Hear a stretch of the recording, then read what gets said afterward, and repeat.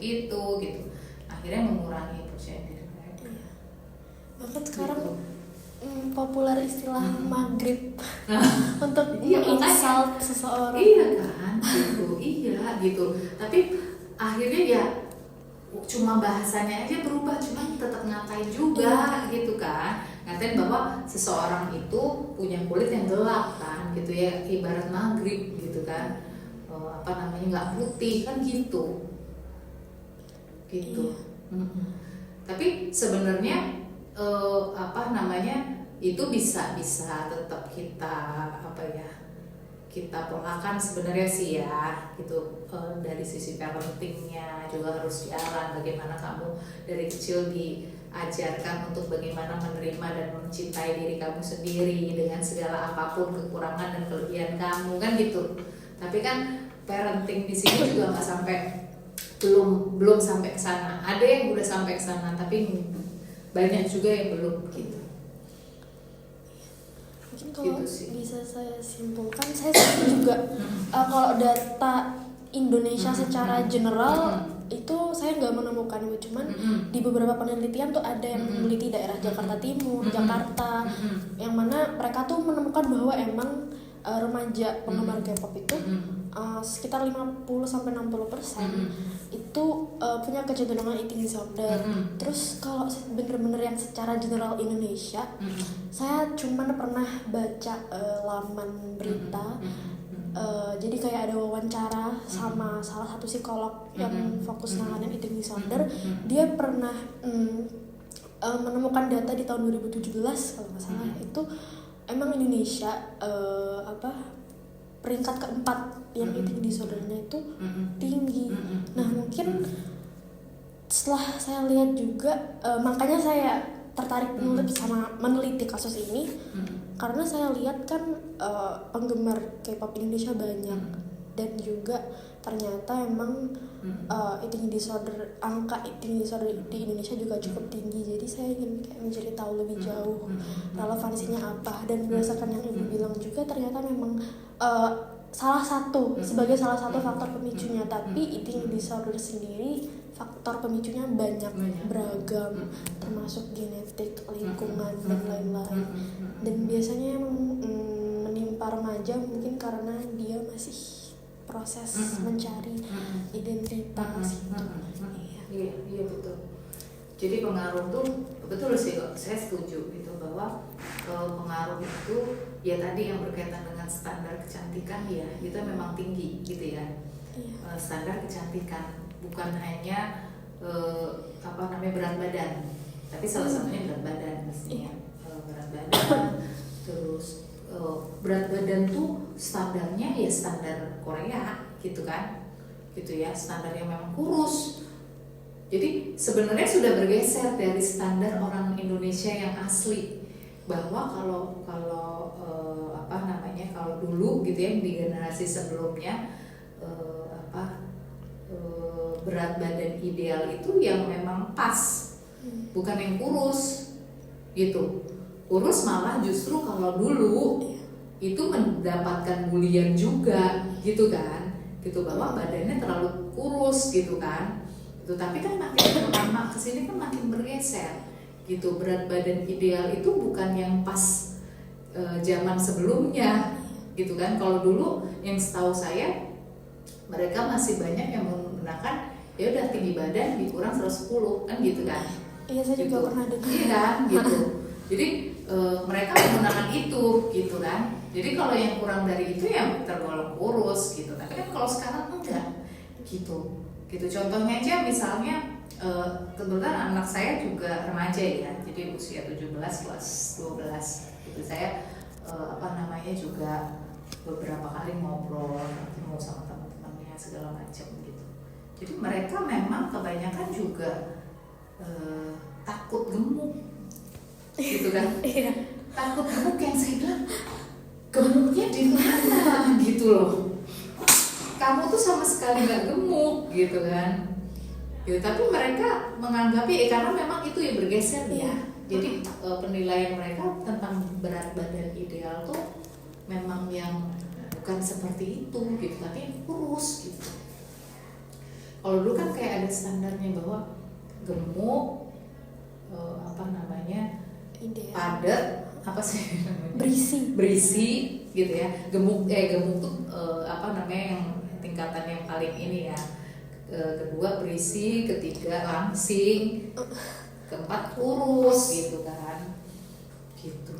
Jadi emang faktor apa beauty standard yang bergeser itu juga ngaruh. Iya bergeser.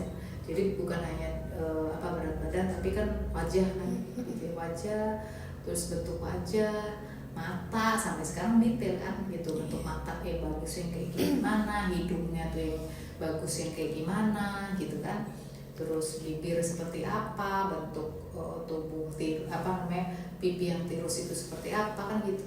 Kalau sekarang ya lebih detail. Kalau dulu kan yang penting kamu enak dilihat gitu ya, bahwa bahkan apa namanya, ada yang misalnya hidungnya pesek gitu tapi cantik gitu kan. Tapi kalau sekarang kan enggak. Jadi apa namanya, kalau yang saya lihat semuanya diperhatikan, mereka lebih detail menentukan standar gitu masing-masing bagian dari tubuh kita gitu, entah alis, entah lipetan mata gitu. Kalau dulu kan enggak, yang penting kamu enak dilihat ya kamu cantik gitu kan, kamu bersih gitu kan ya kamu enak dilihat kan gitu. Iya, dan sekarang kan kalau yang kita amati juga kan, halo, sudah pulang saya, udah selesai. Ibu udah, mana ibu? Udah ada. Oh udah ada. Oke, hati-hati ya sayang. Makasih. iya yang saya amati juga itu kalau di K-pop itu populer banget diet ekstrim Bu. Jadi kayak bener-bener sehari itu cuma makan apel.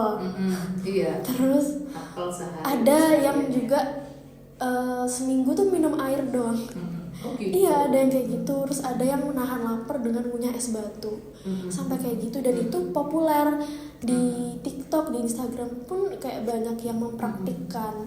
Nah, mungkin saya lanjut ke pertanyaan kedua ya Bu. Jadi dari fenomena diet ekstrim yang dipopulerkan budaya Korea ini, apakah dapat mempengaruhi seseorang itu mengalami eating disorder?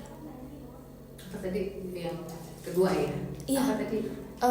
Budaya K-pop yang mempopulerkan diet ekstrim apakah dapat mempengaruhi seseorang untuk mengalami eating disorder? Bisa gitu, bisa mempengaruhi karena ya itu tadi gitu ya, pandangan atau persepsi atau penilaian yang memang semakin lama semakin bergeser tentang hal itu gitu. Jadi kita menggunakan standar yang apa namanya, yang memang bukan aslinya punya kita sebenarnya gitu. Standar itu diadaptasi oleh apa namanya, stylenya Korea gitu, karena memang stylenya Korea yang rame kan gitu, yang paling memang paling diminati oleh remaja khususnya gitu, sehingga akhirnya mengikuti atau mengadaptasi itu gitu. Jadi ya tidak heran kalau misalnya mereka mengikuti gitu gaya hidupnya gitu, gaya hidup idolanya mereka, bagaimana caranya gitu. Karena kan gini,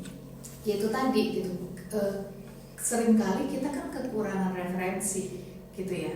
Jadi yang kita tahu referensinya hanya itu gitu, hanya dengan makan es batu ya ngikutin idola ini misalnya, atau makan apel 1 butir gitu kan. Tapi mereka nggak punya referensi kesehatan yang lain gitu. Sebenarnya permasalahan banyak masalah psikologis itu sebenarnya lebih kepada kekurangan cara aja atau kekurangan referensi gitu. Mereka hanya punya 1 atau 2 referensi yang belum tentu itu pas buat dia. Sebenarnya kan kita perlu harus apa namanya, memilah ya, karena cara yang dipakai orang lain belum tentu loh cocok dengan caranya dia gitu. Tapi seringkali akhirnya memaksakan diri dengan cara orang lain gitu, yang kita nggak tahu dengan pasti gitu apakah ia itu merugikan atau menguntungkan buat kita gitu kan. Kalau misalnya kita cuma makan apel 1 atau cuma makan apel pagi, apel siang, apel sore, apel gitu kan gitu ya, vitaminnya dapat tapi proteinnya gitu kan. Terus kandungan-kandungan yang lain yang dibutuhkan oleh tubuh gitu. Terus mungkin juga mereka kurang juga referensi untuk tahu dampaknya apa sih gitu. Yang mereka tahu cuman wah seneng ya nanti kalau ngikutin ini gue kurus, gue cantik gitu. Tapi nggak tahu loh gitu. Mereka kekurangan referensi tentang hal nanti kalau misalnya kamu terlalu berlebihan menjalani ini kamu akan begini gitu kan, organ-organ tubuh kamu akan berjalan dengan tidak baik karena ketidakseimbangan nutrisi kan gitu, seperti itu. Terus kalau diet yang bagus itu seperti apa gitu, kandungan apa yang perlu harus masuk ke tubuh. Nah itu tuh nggak banyak referensi yang mereka dapat. Jadi emang ya taunya informasi yang didapat dari situ aja. Iya, gitu. Apalagi kalau misalnya memang informasi dari situ kencang banget ya, sehingga informasi dari lain kan menjadi nggak seimbang, gitu, nggak balance, gitu. Ibaratnya, misalnya contoh Kalista nih, gitu, dipengaruhi oleh seseorang begini, gitu. Padahal pengaruh itu buruk, gitu. Terus ada lagi sebenarnya pengaruhnya yang positif, tapi jarang-jarang. Cuman sesekali muncul. Yang lebih banyak diterima adalah yang buruk ini. Dia kemana? Bawanya kemana? Kan lama-lama kalah juga referensi yang positif. Berarti bisa dikatakan intensitas ngaruh ya? Intensitas ngaruh. Intensitas, terus caranya antara yang memberikan masukan atau referensi positif sama yang negatif itu beda. Mungkin yang negatif itu lebih soft, ya kan? Gitu kan, kadang-kadang kita tertipu oleh kemasan, tertipu dengan cara gitu yang sebenarnya negatif, tapi karena mereka caranya lebih soft, caranya lebih nyaman buat kita, sehingga akhirnya kita ngikut yang negatif kan. Timbang yang positif mungkin ngasih taunya cuma sekedar ngelarang aja gitu ya, atau mungkin mereka juga cuma marahin aja gitu kan, tapi mereka juga nggak ngasih balancing, nggak menyeimbangkan info yang bagus bener tuh yang kayak gimana gitu, mungkin nggak juga gitu ya, akhirnya kalah kayak gitu sih. Tapi ya yang tadi balik saya bilang gitu, karakteristik orang tersebut mempengaruhi akhirnya dia mengikuti atau enggak, konform atau enggak. Tapi memang kemungkinan ada pengaruh itu ada ya. Iya. Bahkan saya juga sering dengar yang bisa memungkinkan dietnya itu makannya normal porsinya, tapi dimuntahkan makanannya. Iya, bulimia kan itu ya. Itu bulimia. Bulimia. Jadi kan anoreksia. Kalau anoreksia itu kan kita membatasi makan, gitu kan, mengurangi makan, gitu yang tadi yang disebutin sama Kalista, misalnya dia hanya makan apel, berarti kan mengurangi makan sampai nutrisinya kurang ke dalam tubuh, itu anoreksia. Gitu. Jadi memang dia sengaja untuk tidak makan banyak atau mengurangi porsi makan secara berlebihan dan terus menerus. Sebenarnya kalau mengurangi makan itu demi kesehatan kan bagus, gitu, karena kan kita cenderung lupa atau sulit untuk mengendalikan kalau misalnya urusannya makan, gitu ya, kebanyakan orang Indonesia begitu, gitu. Jadi makan ya makan enak, gitu ya. Gitu. Sebenarnya untuk mengurangi nggak apa-apa asal itu kesehatan. Tapi kalau sudah berlebihan dan terus menerus sampai akhirnya defisit nutrisi, gitu, nah itu yang boleh kan gitu.